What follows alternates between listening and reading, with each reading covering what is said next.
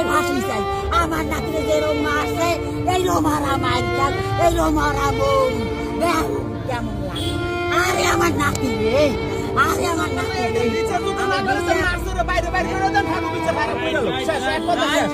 আপনারা যদি এর বিচার না করে দিতে পারেন তাহলে নার্সের বাইর করে দেন, হ্যাঁ বিচার হারা করে লো।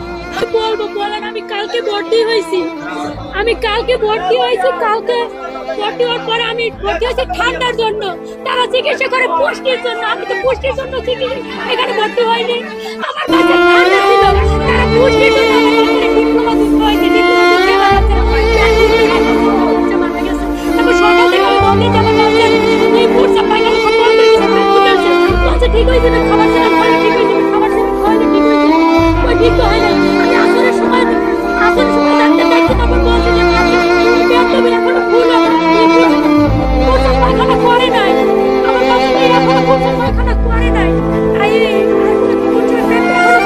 বলছে ঠিক হয়েছে, ঠিক হয়েছে, ঠিক হয়েছে, ঠিক